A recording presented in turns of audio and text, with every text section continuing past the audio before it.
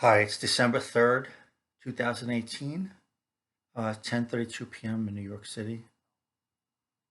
10:32 p.m. New York City on the night of December 3rd, 2018. There's a couple of things I'm going to say in this video, and then I'll see if I am inspired from within myself to continue talking. For the past 2 years, every morning I've sat on the front steps of my house, which faces directly east. Usually I go out early, like before dawn, before the sun rises. And I've been sitting out there for 2 years to meditate every morning.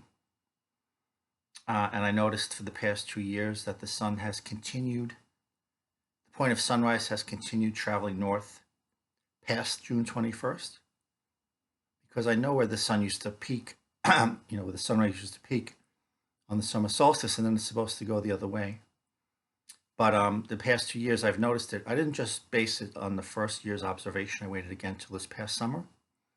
And I noticed that the point of sunrise kept rising further and further north latitude, like until like maybe late July or so, until it started to return back to the south, which is way past the summer solstice. At June 21st, the summer solstice, the sun's supposed to go back towards the south. It didn't start doing that till like at the earliest, like late July, I think.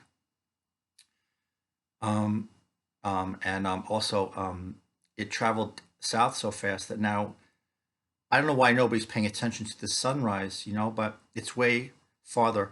The sun is way past where it's supposed to be in terms of southern latitude. These are simple observations that anybody can make with your eyes if you open them and look around you. I don't know if that's such a difficult thing, but I guess a lot of people can't do that, can't be bothered to do that. But the sun is way too far to the south now.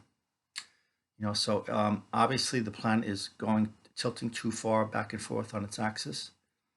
Too far to the north in the summertime and too far to the south in the wintertime. And I've seen an explanation for that, a plausible one, which is that the ice that on the southern, Antarctica has always acted as the base for the planet's rotation, like the base of a gyroscope or a top. It's kept the planet Earth stabilized when it tilts. So it doesn't tilt too far either way. The tremendous weight of all that ice on that continent down there. But due to global warming and warming temperatures at the South Pole, there's been so much ice melt and the ice shelves falling into the ocean and everything, that the South Pole is no longer heavy enough to ground the planet in the previous axis of its rotation. So that the tilt, it's going way too far to the north in the summertime and way too far to the south. If you look, it's I mean, I don't know where I can only imagine how far south it's going to be at the winter solstice, and whether it's going to stop on December 21st or not, or whether it's going to continue south. But it might be a good thing to pay attention to. Also, the news, they know about that on the news. They're not telling everybody. It's so frustrating. Because how could they not know? Of course they know. But anyway, the explanation is that the South Pole has lost so much mass, so much density, volume, whatever, that it can't anchor the planet anymore.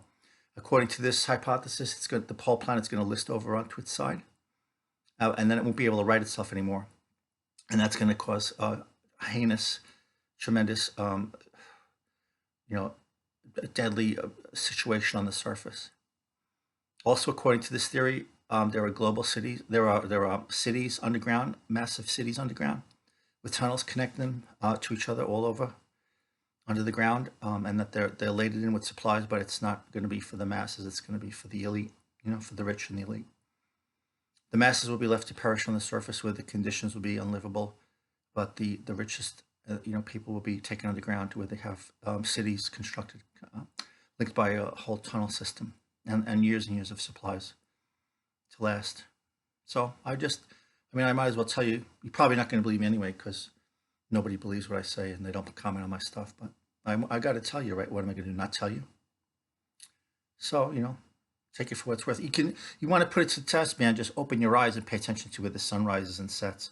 And you can look on YouTube for other videos. There are other people who can tell, who can verify it, People who aren't walking around in a stupid stupor, who can pay attention to where the sun rises and sets every day, So look up those videos. They're out there. They're not that, they're right there, So You know, take it or leave it. I don't care. It's up to you. If you don't care, I don't care either. So another thing I feel I should tell you is that it was revealed to me like maybe, I don't know, 15 years ago or so, that there's a cure for AIDS in pregnant women's urine, saliva, and tears. Okay, I'm telling you this. I've told this to people, and I've been laughed at, dismissed, ridiculed, put down, insulted for telling them that it was revealed to me through the radio, voices coming through the radio that were not normal. A few guys on the radio one time, I heard them saying that there was a cure for AIDS in pregnant women's urine, saliva, and tears. Okay, and when I heard that, I thought about it for a while, and then I called like 9 different hospitals in New York City, and I left messages with the presidents of 9 different hospitals to tell them about it. And I told a lot of my counselors at the therapy clinics where I was laughed at and ridiculed and put down. So again, I can't sit on this information. I have to put it out there. So I don't have AIDS, but I care about AIDS people. People who are infected with the AIDS virus, and I can't just not say this. Just because people say that I'm a fool for saying it. Okay, so we've got the planet tilting too far in both directions. There's a cure for AIDS. I think the pharmaceutical companies know about the cure for AIDS, but they don't want people to find out about it because pregnant women's urine, saliva, and tears are very abundant and cheap. And if people knew about the cure for AIDS, then they wouldn't spend a whole fortune on those AIDS drugs. The pharmaceutical companies don't want people to know about it because then they would be out all that money for the AIDS drugs. All right. What else I want to tell you?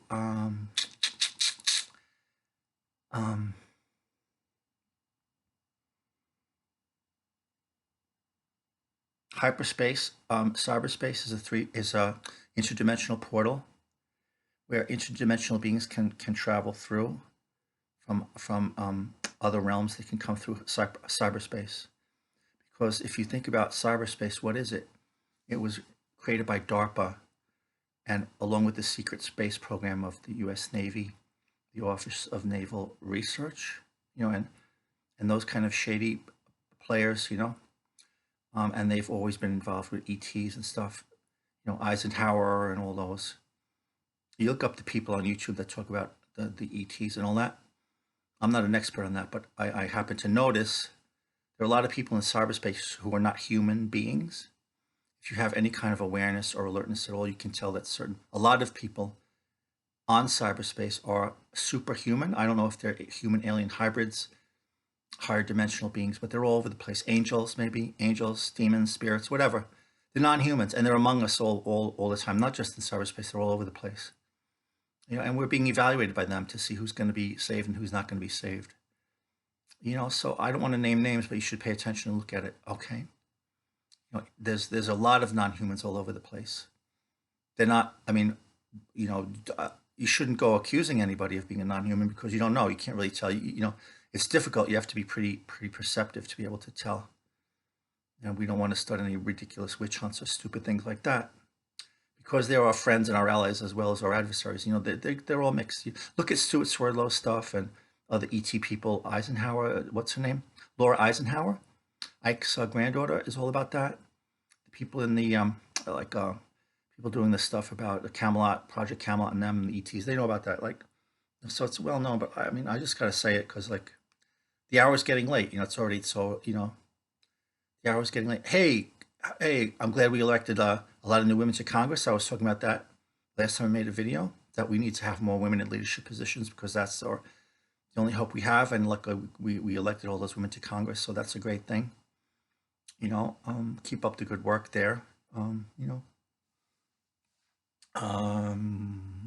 Okay. What else? Is there anything else I want to tell you? Okay, that's going to be it for now. Okay. See you later. Be well. Hope you're all going to make it. Let's see what happens. Pay attention to the winter solstice. Let's see if the sun stops. It's already way past the southernmost point, but we'll see if it stops on December 21st. I hope it does. I hope it does, and the globe starts to go back in the right direction for the warm season. Okay. Good luck, everybody.